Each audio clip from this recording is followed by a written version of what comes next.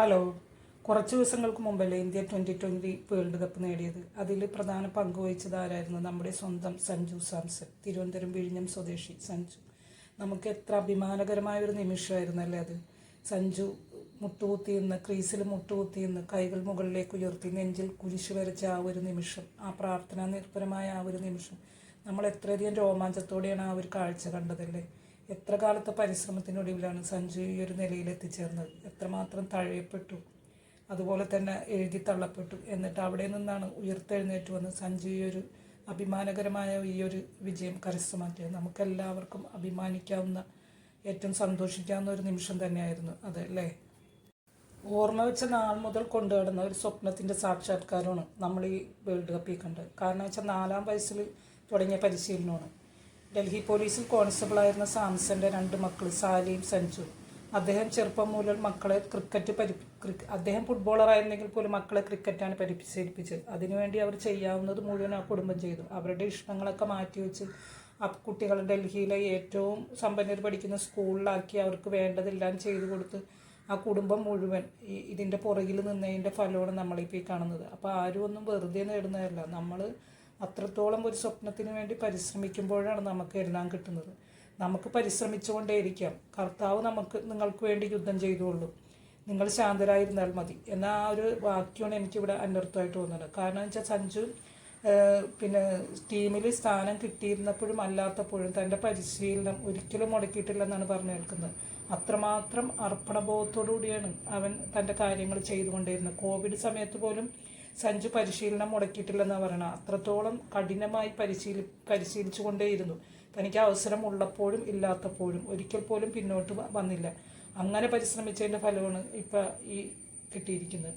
കാരണം വെച്ചാൽ IPL, ഈ ഇന്ത്യൻ ടീമിൽ സ്ഥാനം പോയപ്പോൾ IPLലേക്ക് പോയി. അവിടെയും തൻ്റേതായ കഴിവുകൾ വളരെയധികം തെളിയിച്ച് നല്ല പ്രകടനം കാഴ്ചവെച്ച് ആ കഠിന പരിശീലനവും കൂടെ ആയപ്പോഴാണ് ടീമിൽ ഒരു സ്ഥാനം സഞ്ജുവിന് ഒത്തു വന്നത്. അത് സഞ്ജു ഫലപ്രദമായി തന്നെ ഉപയോഗിക്കുകയും ചെയ്ത് വിജയം കണ്ടെത്തുകയും ചെയ്തു. ടിനു യോഹന്നാനും ശ്രീശാന്തിന് ശേഷം ഇന്ത്യൻ ടീമിലെത്തുന്ന 3ാമത്തെ മലയാളിയാണ് സഞ്ജു. ആ അവസരം ശരിക്കും ഉപയോഗപ്പെടുത്താനും സഞ്ജുവിന് കഴിഞ്ഞു. സത്യം പറഞ്ഞാൽ ഈ വേൾഡ് കപ്പിൻ്റെ ആദ്യ സെലക്ഷനിലൊന്നും സഞ്ജു വന്നിട്ട് പോലും ഇല്ലായിരുന്നു. സ്പിൻ ബൗളിങ്ങിനെ നേരിടാനായിട്ട് ഉള്ള അപ്പോൾ തിരഞ്ഞെടുത്ത ആളുകൾ പര്യാപ്തമല്ലെന്ന് തോന്നിയത് കൊണ്ടാണ് സഞ്ജുവിന് ഒരു ചാൻസ് കിട്ടുന്നത്. അത് സഞ്ജു ശരിക്കും മുതലാക്കാനും കഴിഞ്ഞു, വിജയത്തിലെത്താനും കഴിഞ്ഞു. അപ്പം നമ്മൾ ഒരു കാര്യത്തിന് വേണ്ടി ആഗ്രഹിക്കുമ്പോൾ നമ്മളത് ആഗ്രഹിച്ചു കൊണ്ടേയിരിക്കുക. ദൈവം അത് നമുക്ക് ശരിയായ ഒരു അവസരം നമുക്ക് തരുമെന്നുള്ളതിന് ഒരു ഉദാഹരണം തന്നെയാണ് ഇത്. കാരണം ന്യൂസിലൻഡുമായിട്ടുള്ള ഒരു പരമ്പരയിൽ സഞ്ജു ആകെ നിറമങ്ങിപ്പോയതാണ്. അന്ന് സഞ്ജുവിനെ എല്ലാവരും എഴുതിത്തള്ളിയാണ്. ഇന്ന് സഞ്ജു ഈ ലോകകപ്പ് നേടിയിരിക്കുന്നത് ന്യൂസിലൻഡിനെതിരായിട്ട് തന്നെയാണ്. അതാണ് ദൈവത്തിൻ്റെ കളി. 2020 ലോകകപ്പിൽ 2020 ലോകകപ്പിൽ വിരാട് കോഹ്ലി ഒരു റെക്കോർഡ് ഇട്ടായിരുന്നു, 319 റൺസ്. അതും സഞ്ജുവിന് ഈ ഒരു ലോകകപ്പിൽ മറികടക്കാനായി. 321 റൺസാണ് ഈ ലോകകപ്പിൽ സഞ്ജു ഈ പരമ്പരയിൽ മൊത്തം നേടിയത്. അവസാനം 3 കളികളിൽ 80-ന് മേൽ റൺസ് എടുത്ത് മാൻ ഓഫ് ദ ടൂർണമെൻ്റ് ആവാനും സഞ്ജുവിന് കഴിഞ്ഞു.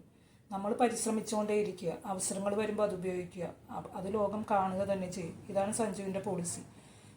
അതേപോലെ ടീമിനായി കളിക്കുക, ടീമിനെ വിജയിപ്പിക്കുക, ഒപ്പം നല്ല മനുഷ്യനാവുക. അതെ, നമ്മൾ എത്ര വലിയ വിജയം നേടിയാലും ഒരു നല്ല മനുഷ്യനായിരിക്കുക എന്നതും വളരെ നമുക്ക് ആവശ്യമുള്ള കാര്യം തന്നെയാണ്. ഇത് തന്നെയാണ് സഞ്ജു തൻ്റെ ജീവിതം കൊണ്ട് തെളിയിക്കുന്നത്.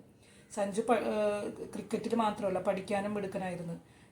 ക്ലാസ്സിൽ പോവാതെ തന്നെ +2-ന് 89% മാർക്ക് വാങ്ങാൻ സഞ്ജുവിന് കഴിഞ്ഞു. അതുപോലെ തന്നെ ഇംഗ്ലീഷിൽ ബിരുദമെടുക്കാനും നല്ല മാർക്കോടുകൂടി എടുക്കാനും കഴിഞ്ഞു. സഞ്ജു നല്ലൊരു വായനക്കാരനും കൂടിയാണ്.